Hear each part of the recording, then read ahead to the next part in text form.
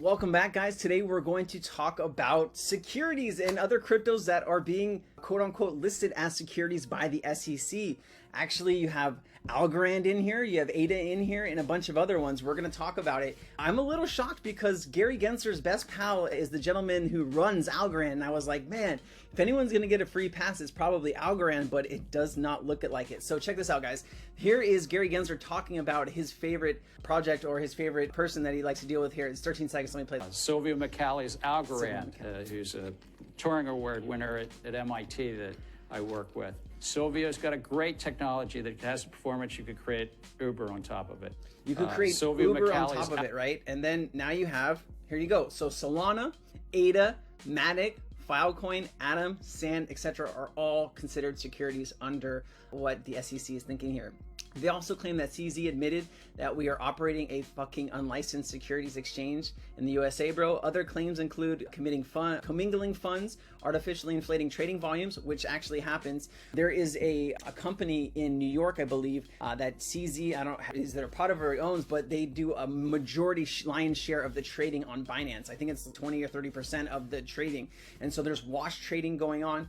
If you're not understanding what wash trading is, when the same person is buying and selling the same thing, like let's say I'm selling 1,000 Bitcoin and I'm on the other end buying that 1,000 Bitcoin for the thing and trying to raise the price. That's called wash trading, and that happens a lot on these exchanges so they can get more volume and it looks like they're busier than they are, okay? And so what this says is the crypto assets traded on Binance.com platform, and Binance platform includes assets that were offered and sold as securities. And here is the Solana, ADA, Matic, Filecoin, Atom, Sand, Mana, Algo, AXS, and Cody, right? So there's a lot of cryptos here, guys. It's just weird how we went from 1/3 of the market might be securities to now everything in the market is securities. And the reason this is, we want to be paying attention here, guys, is because all of these tokens might have some type of impact depending on how this goes and works out, right? If you guys like all this content and you want to really take your learning experience and supercharge it, think about becoming a Cryptonaires member. I will take your crypto knowledge and I will 10x it. It's what I do every day. I focus, I really pay attention to what's being used globally, and we talk about this and I show you the proof. I bring you the information so you can make a better educated decision on what you want to do with your life, right? I'm not a financial advisor. I'm just a guy who loves crypto and I love sharing it with you. Please like and share with somebody you know. Here's Gary Gensler talking again, this out about, he's going to tell you what he thinks. This is when he was a teacher at MIT. He's going to tell you what he thinks of how many cryptos are actually securities in the space.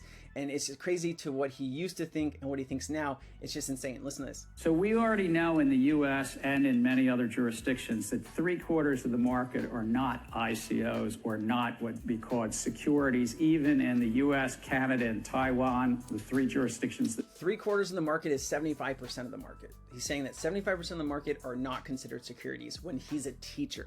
Now that he is the head of the SEC, they are all securities. Follow something similar to the Howey test that we've talked about. 3/4 of the market is non-securities. It's just a commodity, a cash crypto. Is it now? So you'll hear debates about initial coin offerings and what's a security and what's not a security. Relevant and important debate. But for 3/4 of the market, it's not particularly relevant as a legal matter. Oh, it's not particularly relevant in the legal matter. All right, so this is Gary Gensler stopping innovation. I love this guy. Sorry, I grew up playing N64 of some Mario Kart, so I had some passion for this clip. I just thought that was funny. All right, expect the unexpected. SEC removes Hinman's biography with only 8 days left. Publicly release the Hinman docs, okay? This is interesting, right? Hinman's starting to be taken down now off some certain places because of maybe what we're going to find out in these emails. If you haven't seen my video on what to expect in the Hinman emails, I released it maybe 2 days ago. It's got about 4,000 or 5,000 views on it. Go take a look at that. I take you from where it started to where we are now and all the stuff in between. We talk about ETHgate and what might be in the Hinman emails. You'll love that video. But let's check this out. With only 8 days left before Hinman's emails are released to the public, the SEC has removed a significant part of William Hinman's biography from its website. Before, Hinman's biography on the SEC includes vital details about the former director's SEC's corporation finance, especially his employment history. However, his biography on the SEC's website only shows that Hinman was a former director of the SEC Corporation Finance Division from May 2017 to December 20. Interesting. Are they planning to throw Hinman under the bus? Might just happen. Also, check us out. Binance is wash trading. Exactly what he's been telling you. If you don't follow Bitfinex, this person does a really great job about putting real information out there for you to take a look at. Please go to give them a follow. I don't know if it's he or she, but they do a great job. And this is just talk about Binance here. Summary: this case arises from defendants' blatant disregard on federal securities laws and the investor and market protections these laws provide. In doing so, defendants have enriched themselves by billions of US dollars while placing investors' assets at significant risk. It also says defendants have unlawfully solicited US investors to buy, sell, and trade crypto on Binance.com, and they are saying that these assets are securities, okay? And it says defendants have engaged in multiple unregistered offers of sales of crypto asset securities and other investment schemes, and defendants BAM trading and BAM management, okay? And then it does talk here a little bit about defendants BAM trading and BAM management touted their surveillance and control supposedly in place to prevent manipulative trading on Binance US platform, but defendants failed to implement on the Binance US platform the trade surveillance or manipulative trading controls BAM trading and BAM management touted investors. Thus, defendants failed to satisfy basic requirements of registered exchanges to have rules designed to prevent fraudulent and manipulative acts and capacity to carry out the purpose. So this is a big deal, guys, for Binance. Remember, never leave your crypto on exchanges. If you plan to trade that crypto on the exchange, do it and remove it. Basically, just as you deposit money into your bank. Once you deposit money into your bank, it becomes the bank's money, and the bank, they owe you that money, right? But if the bank should fail, they're going to go ahead and take that money down with them. So just be always protect yourself. I don't know if you're new to the space or if you've been here a long time, but I have 98 or 97% of all of my assets off of exchanges, okay? And so here's basically what you're looking at here on the holding. So this is CZ and other Zhao-owned entities, right? And so you have CoinMarketCap, Merit Peak, Sigma, Binance, and CPZ Holdings Limited, and then BAM Management Company Limited. So this is kind of how this scheme looks as far as CZ and what he owns. Also here you have Charles Hoskinson, who is the founder of ADA. He used to be one of the founders of Ethereum. He says, with respect to Binance, I'm reading through this SEC complaint. It's over 130 pages, but it seems like the next in a series of steps to implement choke point 2.0 in the United States. If you don't know what choke point is, guys, it's totally fine. It's totally okay.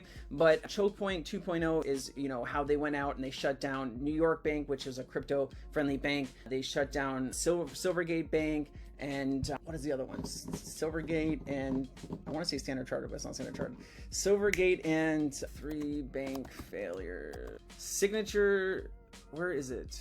Signature, Silvergate, and then what's called? Yeah, sorry about that. I didn't want to forget it. Basically, the U.S. government came in and one of those banks, I think it was it Silvergate?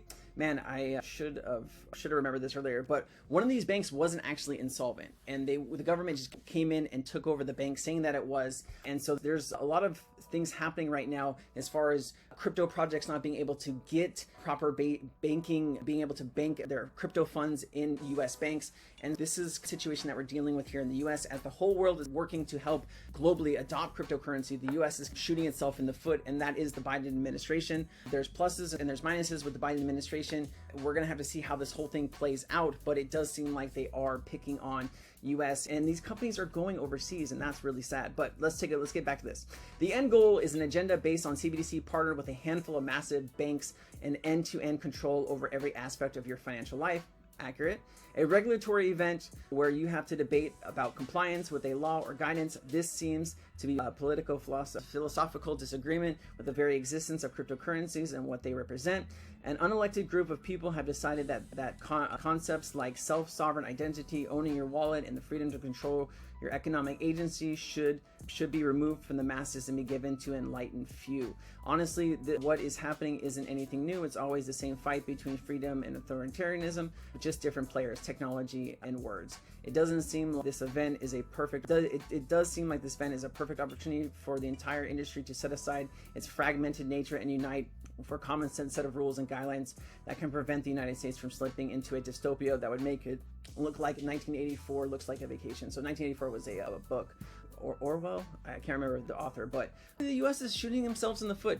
But we do have some Republicans like Tom Emmer in the House working on helping get some clarity here. So Tom Emmer is the majority whip in the House. He said, today I introduced the Securities Clarity Act with Representative Darren Soto. This bill clarifies the regulatory classification of digital asset and provides market certainty for investors and clear jurisdictional boundaries for regulators, right? And then so also what's trying to be introduced here is a modest proposal to reform the SEC. This is really cool.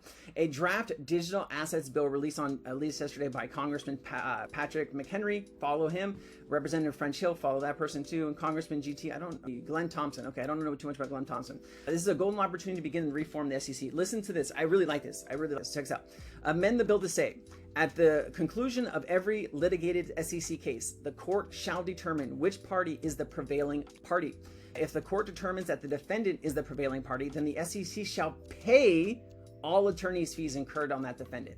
This would mean that if Ripple were to prevail in the case, that the SEC would be required to reimburse Ripple the $200 million it's cost them to defend them against this shit of a lawsuit, excuse my French. The SEC loses, they would be able to just shrug and move on. This would inflict enormous damage on the defendant. So what this would mean, guys, is that the SEC just brings a lawsuit just because they can, right? This will actually give them consequences if they bring a frivolous lawsuit, a lawsuit that really doesn't have legs or really isn't a good lawsuit. If they bring this lawsuit and it's shit, they're going to be responsible to pay that bill because they are the ones saying that there's wrongdoing, and if they cannot show or prove that wrongdoing, they're going to be responsible for that. I think this would be incredible, and I think it would really help these investigators or these government agencies. They're going to have to say, hey, do we actually have the goods here, or are we just fishing?